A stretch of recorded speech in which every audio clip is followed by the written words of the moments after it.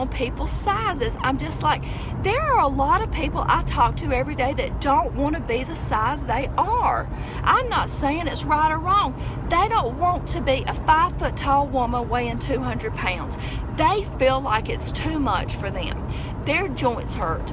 They feel like crap about themselves, okay? They want to lose that weight.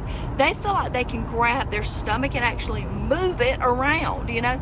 You can look all over Facebook about all these waist cinchers, corsets, all these things that are supposed to, like, what it is squeezing you into place. My gosh, don't go for that corset training. It is bad for your organs, okay?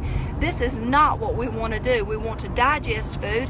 We want to get in everything we need and nothing we don't. Cut the crap for once and for all, right? So let's just talk about that. Like, for example, these women back in the 1960s, do you realize they were eating an average of 600 fewer calories? Why is that? Were they depriving themselves? Or are we gluttonous? Are we a gluttonous society? There's an equation that Don Bennett talks about, and many others back him up on it, on how many calories you need for your size, for the weight you want to be, that's within reason. And I'm not talking about me wanting to weigh 95 pounds. That is ridiculous, right? I'm almost 6 feet tall. So anyway,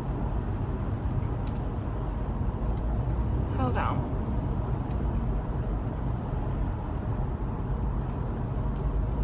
So anyway, what I was going to say is back then they were consuming what was an average of about 600 or a little bit more fewer calories. And here's another thing. How were they able to do that? Did they feel like they were calorie restricting? They were having to, well, first of all, they weren't eating chemicals. Let's even bump it back to the, say, 1940s, before Coke and all this crap came in, okay? They were not driven around by toxic hunger. I have a video I did a couple years ago called Toxic Hunger, where I'm talking about the difference in how I feel now and even 2 years ago. How I felt not being driven around by toxic hunger. True hunger is almost like a feeling in the back of your throat, almost like a movement, okay, a pulsing. It's a feeling in the back of your throat. It's not a I need salt. It's not your stomach gurgling and churning. You know, we stretch our stomach out, and then when it's pulling back in, y'all, we have got to get back to the basics. We have got to start taking out all this junk out of our diet. So much salt, so much chemicals. Everything is chemicals and additives. That's what we need to get out. That's why I'm always saying, like, okay, no, I don't want anybody to eat meat, and I don't want anybody to ever think that. But the thing is, and meat now is so toxic, like it's hard to even say this, but when people are living off Doritos and Jolt Cola, or whatever they call it now, what is that stuff? Red Bull. You know, that kind of stuff. How do you think you're going to feel when you get up in the morning and you had 2 Red Bulls and pecan spins for breakfast? You're going to be jacked up, and then you're going to drop down, and guess what? Your body is going to call for something else, because you know what? You gave it no nutrients. You did that to yourself. You chose that. And I was reading something earlier on, a message to me. I won't share it. It was a private message, but she was just talking about how she feels like, you know, she goes through these drive-thrus, she eats in her car, she hides from her family, she goes to the, you know, the public trash can to throw this stuff away. Why does she do it? Is she an addict? Is she? Yeah, you're addicted to chemicals. You're addicted to that because it's chemicals. It's been proven that rats are more addicted to sugar than cocaine. You know, not that you're a rat, but you see what I'm saying. Is anybody picking up what I'm laying down?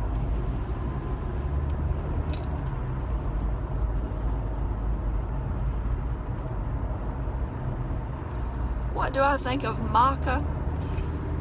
I'll tell you something about Maca. I think there's a lot of benefits to that in balancing hormones, but I will warn you on this. I used to try to implement Maca powder into my diet, and I did that for about a week, and my boobs felt like they were busting out of my bra, okay? It was like my upper body, I felt like really strong, serious sexual drive. Like, I'm a single girl. Like, it was a problem. But so really, like, I also felt like I was bloated. I felt a sort of like when you're first pregnant and you don't know why you feel swollen, you're like, why am I fat? You know? Why am I bloated? Like, what? Okay, you're pregnant. You know, your boobs are going to enlarge. You feel swollen like that. So be careful with that with Maca. But there's a lot of studies on the benefits of the hormones in that. Also on helping people to get pregnant.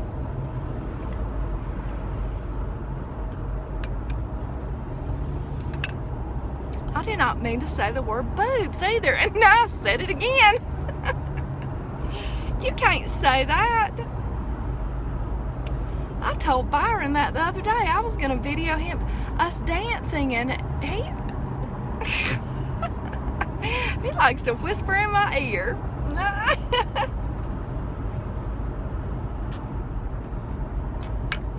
I occasionally take B12. Who's saying that? Tara? No, not all the time, but if I was going to take that, I would take the supplement that comes from Matt Monarch's site, the rawfoodworld.com, and I think he still has a sale going on right now. I want to think it's an 18% discount.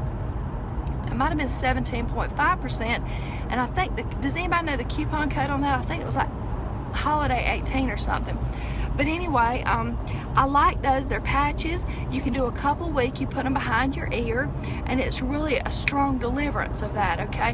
Where a lot of people can't break down when they try to take iron pills and all these different things. If you're low in iron, I'd jack up the greens. I would jack up the green juice. You know what I mean? Can y'all see me? Is it dark in here? So, yes, I do. I take those sometimes, but not all the time. The last time I was checked, I was deficient in nothing. So there you go. But I do. Another thing is, if you're low in vitamin D, he's got vitamin D patches. Okay, so if you feel like you're low in this stuff, okay, the only reason that people aren't low in, say, iron and different things that are living off Lucky Charms and whole milk is because that cereal is fortified with blank essential nutrients and minerals and essential nutrients. You know why? Because they know you're eating basically the nutrients of cardboard, so they're going to add that in there for you. Thank you. Right? So I wanted to tell y'all something else. Who's saying hi? Debbie, what are you saying? I did not know about the... Yeah, I can't see. About the Maca and the boobs, girl. I mean, if you want to grow some boobs, I would be bringing in the Maca. But see, I don't like, big boobs don't look good if you got a big gut. I mean, it's just like one more roll. Like when I was pregnant with my little girl, oh my gosh, I had the biggest boobs. They were huge. And when I was doing nails and I would be hunched over, and you know, she was a 10-pound child, okay? I would be doing nails filing, you know, and I would be sweating. I really don't sweat. I did back then, but I was just say I was glistening, and I would have to take like washcloths, and I would like have to tuck them up under my boobs, in between the boobs and the belly. Right, Jocelyn? Can I get an amen on the pregnancy? So anyway, Jocelyn, I can't wait to talk to you next week. Okay, so I want to tell you something else. Storing wraps. Somebody was talking about storing spinach wraps and different things. When you dehydrate food, it is key and imperative for you to get those into some kind of storage container immediately. And I usually don't find putting them in the fridge to be the best thing, because there can be some condensation in your box, and when there's condensation, there's re-moisturizing, and when there's re-moisturizing, there's less crispiness to the dehydrated food, which defeats the whole point, right? So what I usually do is either use green boxes, or I have some Pyrex glass dishes with kind of plastic tops, and I'm not sure, now that I've said it, if those plastic tops are BPA free, so I make sure my food does not touch those, okay? So anyway, I put those in there, and somebody else has questioned, we are questioning about the Debbie Meyer green boxes being BPA free or not. I know this. I don't know how to get around not using those, because I must buy in bulk. Now, I have tried to investigate that, and I can't get a straight answer. So what I've been doing is kind of lining my boxes with paper towels, putting my produce in there, there and not letting them hit the top. Therefore, we're not touching the plastic that's questionable. Second of all, it's letting the gases from the fruits and veggies out and not letting the outside toxic air in, right? It's a win-win, so there you go. So, but my Ball brand plastic tops for my mason jars, which are actually mason jars, and I got the ones that are I got them at Walmart, and they were in like a gingham, classic gingham, like tablecloth, picnic tablecloth look box. And the Ball brand tops are BPA free. So anyway, I would get those in the container and I would leave them at room temperature, okay? Let's see what else. I know this is stressing y'all out. I'm driving on these icy roads and talking and reading comments. It's really not that bad out here, but it does look like there's some black ice, and I'm not staying long. See, I could stay over there, but like I have a thing, like I don't come out of my comfort zone. Y'all might, I don't know if you realize that I'm really like controlled chaos. I really, like when I work, I don't like to work remotely. I like to be in front of my notes. I like to be in front of my resources, just like this morning with TannyRaw. I was talking about some compilation DVDs from Urban Rebound, or I had them right there. I wanted to show those to her. I wanted to pull up on my computer and show it to her, different things that I was talking about. Like, I like my system, you know, that's how I do it. It makes me feel calm. So, okay, we talked about toxic hunger. Okay, I want to talk about this. Okay, so talking about Don Bennett and several people that support his ideas, let's talk about this.